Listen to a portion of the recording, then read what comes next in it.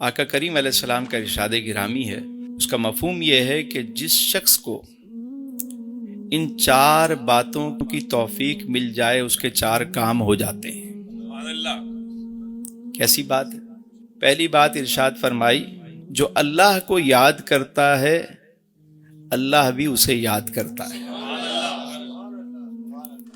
فاذکرونی اذکرکم، اللہ فرماتا ہے تم مجھے یاد کرو میں تمہیں یاد کروں۔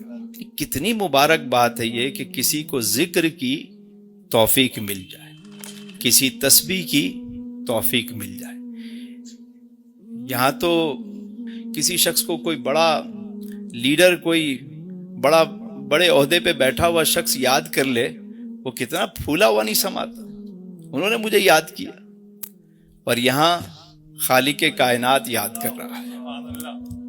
کس کو یاد کر رہا ہے؟ جسے ذکر کی توفیق مل گئی۔ اگر بندہ تنہائی میں یاد کرے تو رب تعالیٰ اسے اکیلے میں یاد کرتا ہے۔ اگر بندہ کسی محفل میں اپنے رب کو یاد کرے تو اللہ تعالیٰ اس سے بہتر محفل فرشتوں میں اسے یاد کرتا ہے۔ تو اللہ کا ذکر ہمیشہ، اللہ کی یاد کو ہمیشہ اپنی زندگی میں شامل رکھیں، اور یہ یقین رکھیں کہ آپ یاد کر رہے ہیں اور آپ کو یاد کیا جا رہا ہے۔ جب یہ خیال آ جائے تو بندہ جھوم کر یاد کرے گا۔ اور ایک بات اور، فانی باقی کو جب یاد کرتا ہے، فانی جب باقی کو یاد کرتا رہتا ہے، اور جب باقی فانی کو یاد کرتا ہے تو اسے بھی بقا مل جاتی ہے، اس کا بھی نام زندہ رہتا ہے۔ دوسری بات ارشاد فرمائی کہ جس شخص کو شکر کی توفیق مل جاتی ہے اس کی نعمتوں میں اضافہ ہو جاتا ہے۔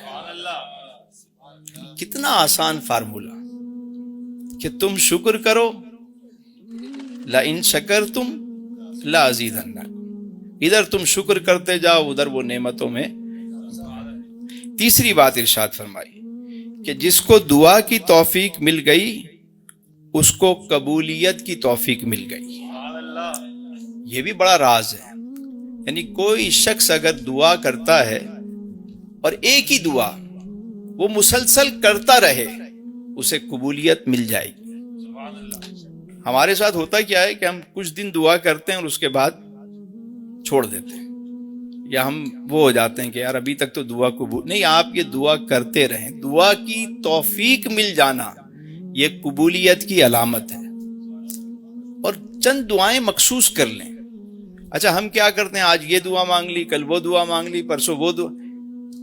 بھئی جب ہم دعا مانگنا شروع کرتے ہیں تو یہ دنیا جو ہے وہ دارالاسباب ہے، مسبب الاسباب جو ہے وہ سبب بناتا ہے۔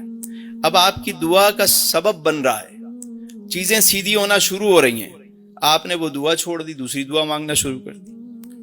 ایک چند الفاظ اپنے لیے پہلے چن لیں۔ اس میں بھی بہت سارے لوگ جو ہے وہ سمجھ نہیں پاتے کہ گھر مانگ رہے ہیں۔ بھئی گھر کیوں مانگ رہے ہو؟ سکون کے لیے، تو پھر سکون مانگ لو، یا سکون والا گھر مانگو۔ اب پتہ چلا گھر مل گیا سکون نہیں ملا، کیونکہ ہم نے مانگا ہی گھر تھا۔ بات سمجھ میں؟ بھئی سواری مانگ رہے ہیں، سواری کیوں مانگ رہے ہو؟ آسانی کے لیے، تو آسانی مانگ لو، آسانی والی سواری مانگ لو۔ دعا مانگتے ہوئے بہت غور کرنا پڑتا ہے کہ ہم کیا دعا کر رہے ہیں، پہلے اس کو سمجھ لیں کہ میں مانگ کیا رہا ہوں، اور پھر وہی دعا مانگنا شروع کریں، رات دن مانگتے رہیں۔ پھر آپ دیکھیے گا کہ وہ، اور کوشش بھی کریں، اور ساتھ میں دعا کے ساتھ کوشش بھی کریں۔ دعا کے ساتھ جب کوشش کی بات کرتا ہوں آوازیں ختم ہو جاتی ہیں، بالکل آواز نہیں نکلتی۔ ابھی میں کوئی ایسی بات کروں گا تو نعرے لگنا شروع ہو جائیں۔ جہاں میں کوشش کی بات کرتا ہوں یار لوگ بالکل ہی ٹھنڈے ہو جاتے ہیں۔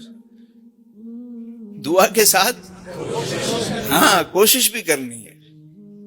اللہ تعالیٰ پر جو کامل یقین کرتا ہے اللہ اس کو پرندوں کی طرح رزق عطا فرماتا ہے۔ یہ صبح بھوکے جاتے ہیں، شام کو بھوکے لوٹتے نہیں ہیں، لیکن پرندوں کی مثال کیوں دی؟ کبھی غور کیا؟ اس لیے کہ پرندے صبح اٹھتے ہیں اور جاتے ہیں، کوشش کرتے ہیں، تو کوشش بھی ضروری ہے دعا کے ساتھ. اور چوتھی بات ارشاد فرمائی جس کو استغفار کی توفیق مل گئی اس کو مغفرت مل جاتی ہے. کیا خوبصورت بات ارشاد فرمائی. یعنی یہ توفیق کم ہے کہ کسی کو استغفار کی توفیق مل گئی, دعا کی توفیق مل گئی, شکر کی توفیق مل گئی اور ذکر کی توفیق مل گئی.